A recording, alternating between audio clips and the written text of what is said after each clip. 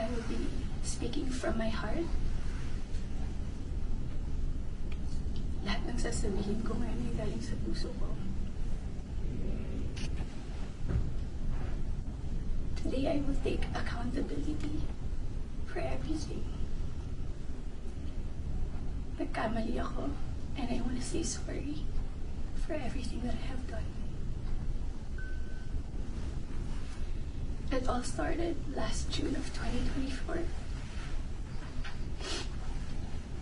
I was in a very dark place. I was lonely. And I was getting attention from Anthony. The kind of attention that I needed. When I sensed that there was this brewing attraction between Anthony and I, nadala ko sa emotions ko. And I knew that was wrong. I came clean right away. I told my ex everything, and I admitted things to him, and then we broke up. It wasn't easy. It was very hard for me too. I announced the breakup. The reason why I became so emotional during the interview, because I was holding back a truth. Yun yung totoo.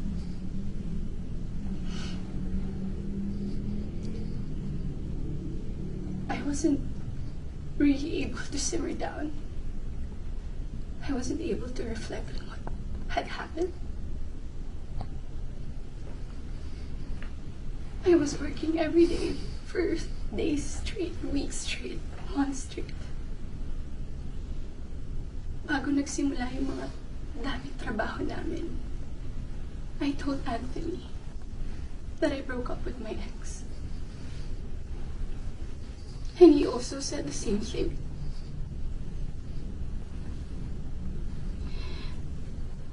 Mind you, I was in a very lonely place. I was so lonely.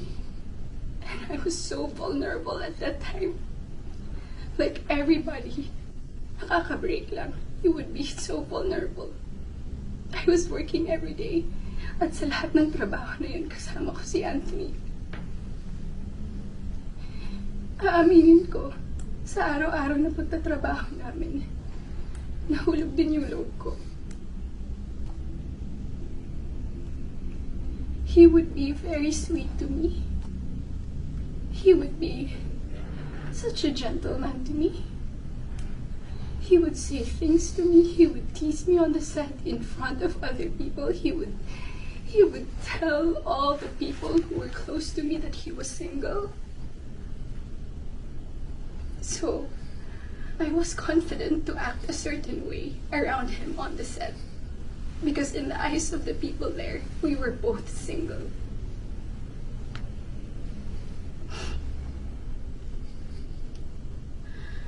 Araw-araw kami nagtatrabaho, and September came. We went to Italy for our shoot sa teleserye namin na Incognito. And doon nag-start na naging deep yung pagkakilala namin sa isa't isa. I really fell. Nung pauwi na kami ng Italy, it was my birthday, and we were stuck at the airport the whole day. He would say things to me that are sweet. He would say promises. We would tell promises to each other. And then nung pauwi na ng Italy, I felt so happy that I had to post something on my IG story just to appreciate him during that day.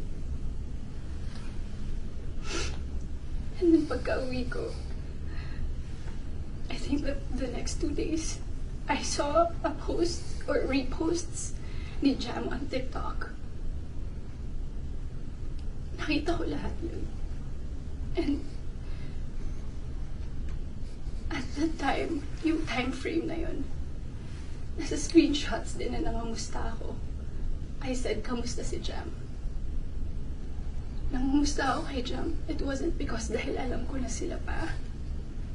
Dahil alam ko na she was going through something and Anthony had to take care of her. But at the time, nagtatrabaho pa rin kami and he would still be the same way to me.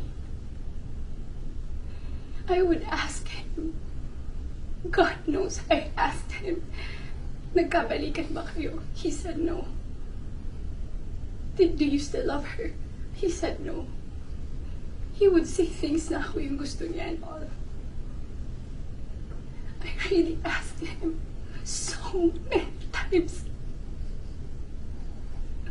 And then the first wave of bashing on TikTok.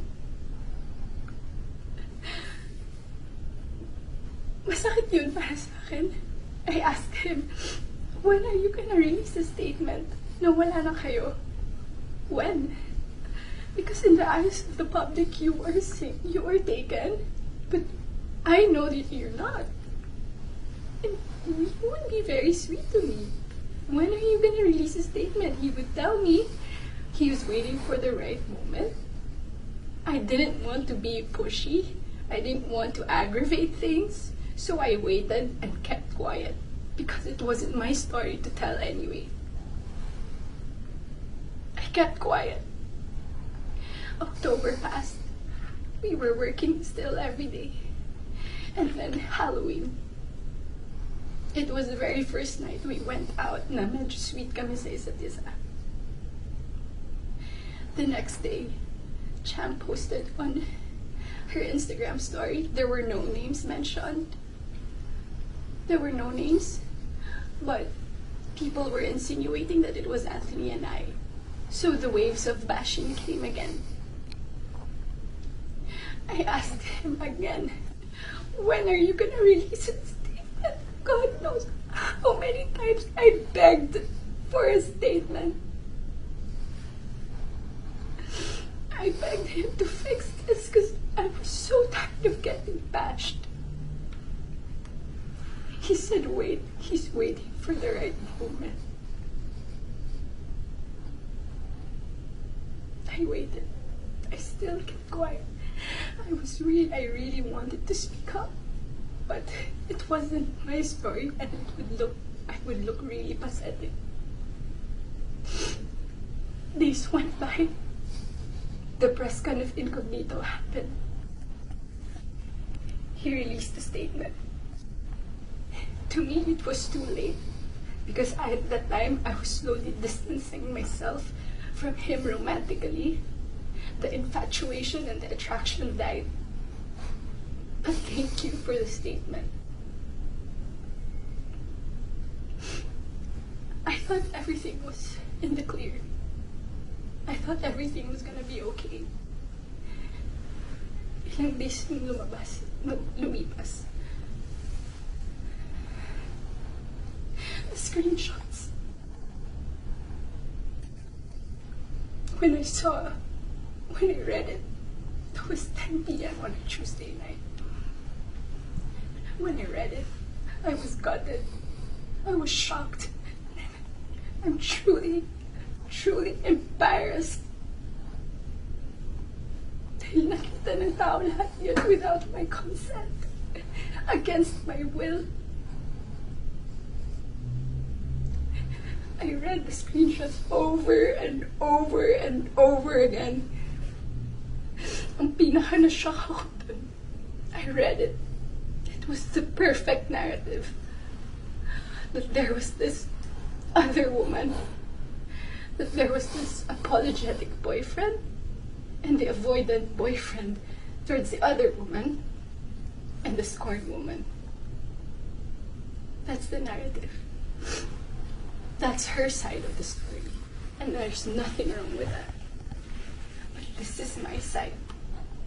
This is my side. And I've been reading those screenshots. Doon ko napagtagpi-tagpi lahat na kaya pala hindi siya makapag-release ng statement. Dahil sila pa pala this whole entire time. I didn't know. I was in the dark. didn't know. I had no idea. God knows. Ilang beses ako nagtanong. Ilang beses ako nanghingi ng statement. Doon ko din na-realize bakit ganun yung reactions ni Jam. Now, I get her. I get her pain. I get her wrath. I get her anger. Kaya pala ganun. Because she was clueless about everything. I was clueless about everything. We both believed kung anong mga nasabi sa akin. Maybe iba yung sinabi sa kanya. And I can attest that iba yung sinasabi sa akin. That's my side of the story. I have so many things to say.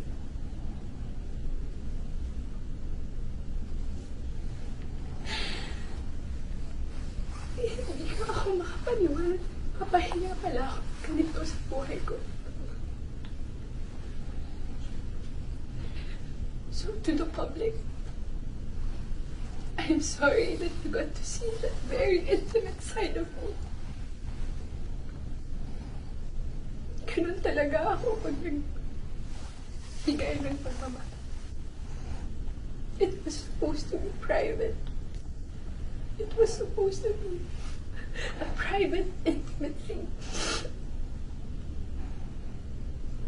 I'm sad. I'm sad na nakita yun ng tao. And yes, I don't want to play the victim here. Nagkamali din talaga ako. And I want to say sorry to those people I have hurt. I reached out to Jam last November. I did not get a reply. I think that was last November. Because I wanted to know what's up. So, I'm sorry. Most especially, I'm very sorry. I'm truly sorry to those people who supported me for 10 years. Alam nila lahat na ginapang ko yung career ko. Mapunta lang sa kung saan ko gusto. Ginawa ko lahat. Pinaghirapan ko lahat sa tulong nila. Nagagawa ko yung mga gusto ko. I don't know where I'm gonna go. I don't know saan ako papunta. Yung dignidad ko, hindi ko na mahanap. Whenever I go out, whenever I walk, I feel like I'm a naked woman walking. Hindi ko alam anong gagawin ko. I'm so embarrassed. And I'm sorry that you get to see that.